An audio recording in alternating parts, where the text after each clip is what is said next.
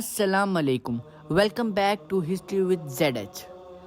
آج کا ہمارا ٹاپک ایک ایسا دجال ہے جس نے جھوٹی نبوت کا دعویٰ کیا اور اس لانتی کا نام تھا مرزا غلام احمد قادیانی۔ ویڈیو شروع کرنے سے پہلے ہم آپ سے گزارش کریں گے کہ ہمارے چینل کو سبسکرائب کریں، ویڈیو کو شیئر کریں اور لائک کریں۔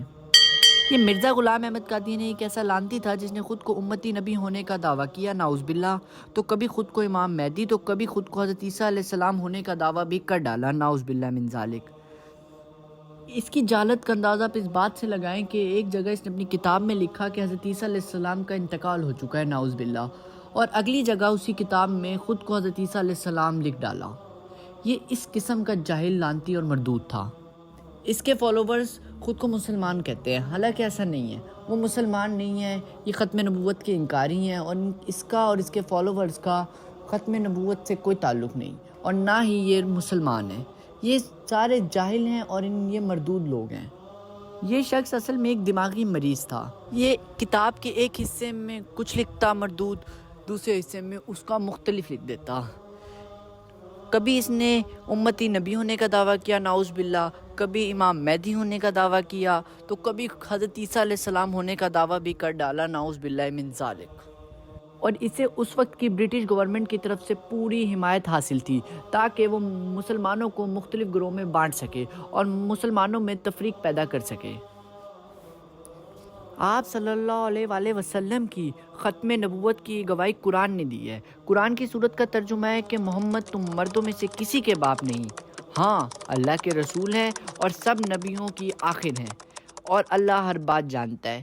یہ آیت اتنی واضح ہے کہ اس آیت نے اتنا واضح کر دیا ہے کہ رسول اللہ صلی اللہ علیہ وآلہ وسلم کے بعد کوئی نبی نہیں آ سکتا، اور خود فرمایا نبی کریم صلی اللہ علیہ وآلہ وسلم نے کہ میں آخری نبی ہوں اور میرے بعد کوئی نبی نہیں آئے گا، اور یہ بھی فرمایا کہ میری اور پچھلے انبیاء کی مثال ایسی ہے جیسے ایک خوبصورت محل ہو اور اس میں صرف ایک اینٹ کی کمی ہو، اور وہ اینٹ میں ہوں، اور میرے بعد کوئی نبی نہیں آئے گا، اور فرما گئے تھے ہادی لا نبی آبادی۔ جب رسول کریم صلی اللہ علیہ وآلہ وسلم نے خود فرما دیا کہ میں آخری نبی ہوں، تو اس کے بعد کسی اور نبی کے آنے کی گنجائش ممکن ہی نہیں ہے۔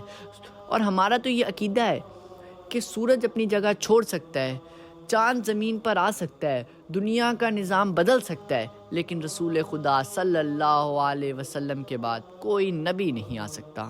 اب میں آپ کو بتاتا ہوں مرزائیوں کے گمراہ کن عقائد جس سے وہ نوجوانوں کو گمراہ کرنے کی کوشش کرتے ہیں۔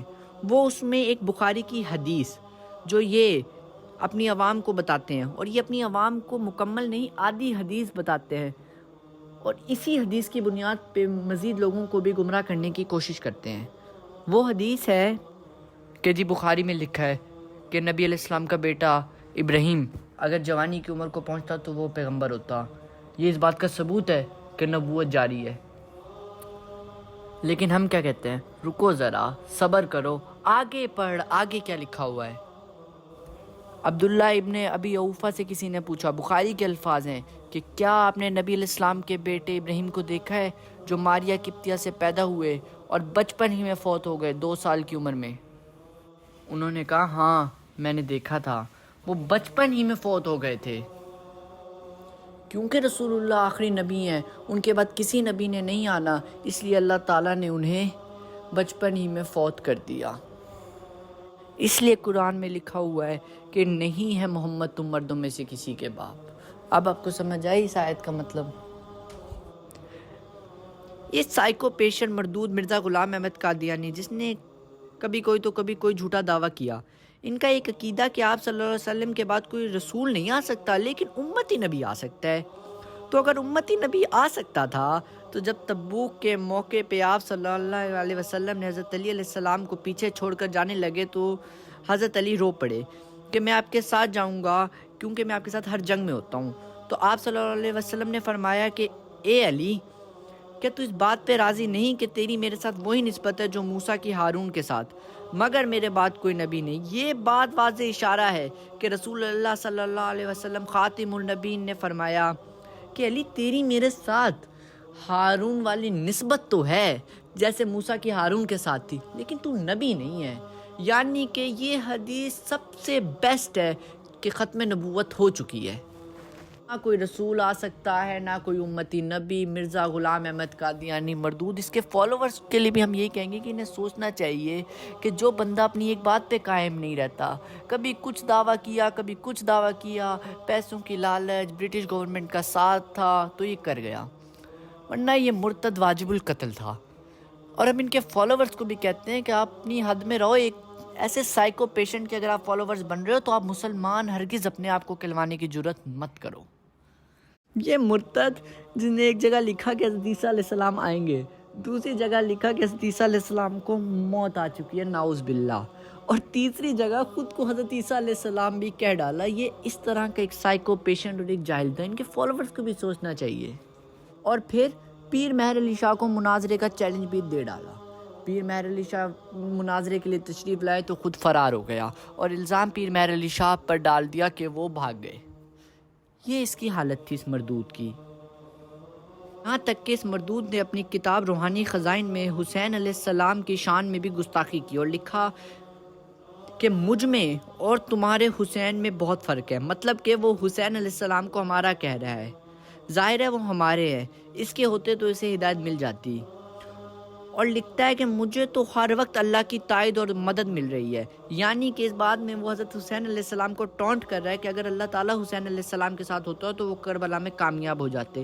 وہ جو بیوی اور بچوں اور خاندان سمیت شہید ہوئے ہیں، اس کا مطلب کہ اللہ تعالیٰ ان کے ساتھ نہیں تھا، نعوذ باللہ من ذالک، لعنت اللہ، لعنت اس مردود پر۔ پھر وہ لکھتا ہے اجازت احمدی میں کہ میں خدا کا کشتا ہوں اور تمہارا حسین دشمنوں کا کشتا ہے، بس فرق کھلا کھلا اور ظاہر ہے۔ وہ تمہارا حسین کہہ رہا ہے، حسین تو سر ہمارے ہی ہیں الحمدللہ۔ یہ بہت بڑا لعنتی دجال تھا۔ 1974 میں اسے اور اس کے فالوورز کو نان مسلم بھی ڈکلیئر کیا گیا پاکستان کے قانون کے تحت، جو کہ ایک بہترین اور تاریخی فیصلہ تھا۔ اور اس فیصلے میں جو لوگ بھی شامل تھے، جنہوں نے بھی تھوڑا بھی ساتھ دیا، ہم اپنے خون کے آخری قطرے تک ان کو سلام پیش کرتے ہیں۔ آخر میں اس کے فالوورز کے لیے یہی کہوں گا کہ صحیح اسلام کو سٹڈی کریں اور اس فتنے دجال سے جان چھڑائیں، اپنی دنیا اور آخرت کو بھی بچائیں۔ صحیح قرآن کو خود سے سٹڈی کریں اور ختم نبوت پر آئے اور اس فتنے اور دجال سے اپنی جان چھڑائیں۔ تو یہ تھی اس فتنے دجال پہ ہماری چھوٹی سی ویڈیو۔ اگر آپ کو پسند آئی ہو تو اس کو لائک کریں، شیئر کریں اور سبسکرائب کریں، اور ہسٹری وتھ زیڈ ایچ کو لازمی سے سبسکرائب کریں۔ Thank you.